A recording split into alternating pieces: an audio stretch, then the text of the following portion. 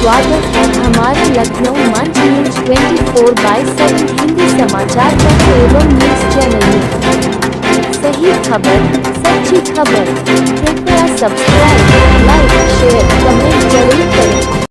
पिछले 4 साल से सैफरॉन राजेश सिंह नाम का व्यक्ति मेरे नाम को बदनाम करने के लिए अभद्र टिप्पणियां कर रहा था अपने फेसबुक पेज पे, जिसपे उसके 5000 फ्रेंड्स हैं। लगातार शॉर्ट फॉर्म में रोकूजा लिख के मेरे बारे में, मेरे पति के बारे में, मेरे पिताजी के बारे में, मेरे घर वालों के बारे में अभद्र टिप्पणियां कर रहा था। लेकिन पिछले 2 दिन पहले उसने मेरा नाम पूरा लिख के रोशनी कुशल जायसवाल को प्रेग्नेंट करना पड़ेगा, उसके साथ बलात्कार करना पड़ेगा, तब जाके उसका मुंह बंद होगा। मेरा मुंह बंद करने के लिए उसने मुझे प्रेग्नेंट करने की धमकी दी, जिसके खिलाफ मैंने डीएम और कमिश्नर सर के खिलाफ के ऑफिस में एप्लीकेशन लिखा। और आज अपने बहनों के साथ, अपनी चाची मामी के साथ, अपने भाइयों के साथ उसके घर पे पहुंच के उसकी माँ, उसकी बेटी जो कि 16 साल की बेटी है, उसको बताने पहुंची कि उसका बाप, उसका पति किस तरह से दूसरी महिलाओं के साथ बलात्कार करने की धमकी दे रहा है। मैं अकेले घर से बाहर निकलती हूँ अपने बेटे को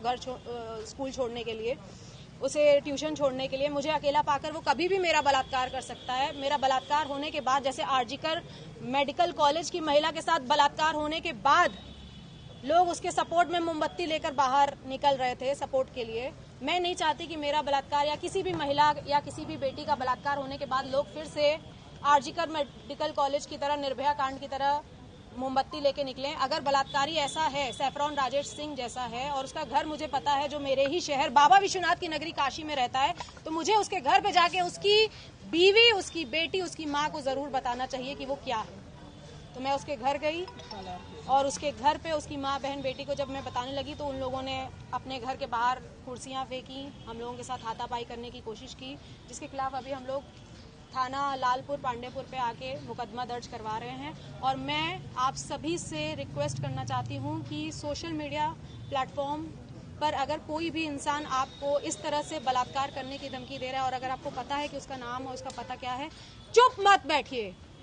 मैं हर उस महिला के सपोर्ट में आज आवाज उठा रही हूँ जो इन जैसे बलात्कारियों के चपेट में आ जाती हैं। ये कितने महीने से चल रहा है? ये पिछले 4 साल से शॉर्ट फॉर्म में रोकूजा लिख के मेरा नाम खराब कर रहे थे और मेरे घर वालों के खिलाफ अभद्र टिप्पणियां, मुझे कभी भी कुछ भी बोल देना कि मैं अपने घर से पैसा लेके दुबई भागी हूँ या मैं ऐसी हूँ, मैं वैसी हूँ, कुछ लिख रहे थे। शॉर्ट फॉर्म में रोकूजा लिख रहे थे। मैंने कहा कि कुत्ता है, भौंक रहा है। ये कम से कम 250 पन्ने का फोटो स्टेट है जिसमें सारी चीजें लिखी हुई हैं।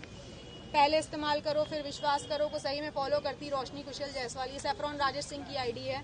फिर इसमें लिखा है कि आखिर माल हो हमार, तहु के दिलवा देव, अब बात खत्म करा, फिर से प्रेग्नेंट करे के होई तब जाके रोशनी कुशल जायसवाल माल बनाओ। आप एक कांग्रेस की नेता भी हैं, क्या कहेंगी जिस तरीके से योगी सरकार लगातार बुलडोजर की बात करती है? योगी सरकार बुलडोजर चलवाती है, इन जैसे घर पे कब बुलडोजर चलेगा? और सैफरॉन राजेश सिंह नहीं, इसका नाम होगा आज से बलात्कारी राजेश सिंह।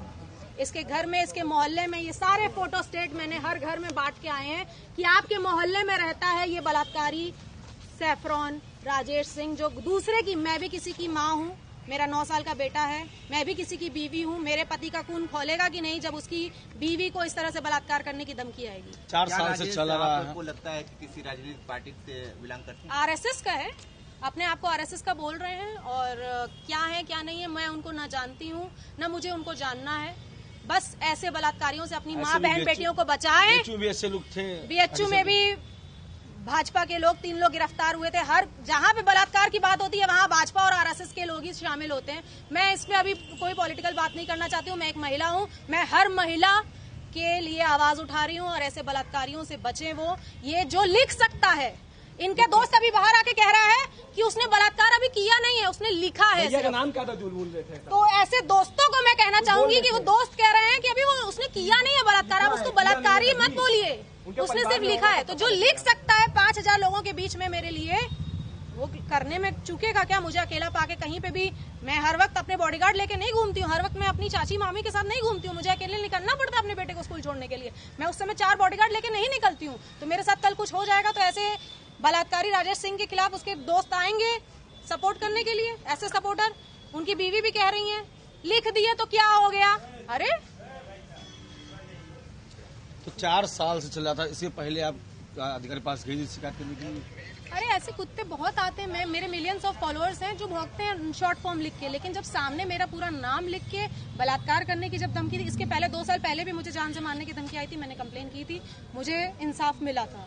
तो आज एक बार फिर से बलात्कार करने की धमकी आई है। मैं कभी भी अकेले पाके मैं किसी ऐसे बलात्कारी का शिकार ना हो जाऊं, इसलिए मैंने थाना की कार्रवाई करना ज्यादा सही है। क्या बोले लोग? उन्होंने बोला है कि साइबर क्राइम है, ये साइबर पे उन्होंने लिखा है और आगे कार्रवाई होगी। मैं योगी मोदी जी से निवेदन करना चाहती हूँ कि ऐसे बलात्कारी राजेश सिंह के घर के ऊपर और महिलाओं से क्या करना चाहेंगे जो महिलाएं डर जाती हैं? जो भी महिलाएं ऐसे लोगों से डर जाती हैं या छोड़ देती हैं, मैं उन सब से रिक्वेस्ट करना चाहूंगी कि अगर ऐसे लोगों को छोड़ते हुए आएंगे तो कभी आपकी बहन, आपकी बेटी, आपकी बीवी कोई भी हो सकती है। तो इन जैसे लोगों को बिल्कुल नहीं छोड़ना है, इनके खिलाफ आवाज उठानी है और महिला सशक्तिकरण की मिसाल पैदा करनी है। Thank you.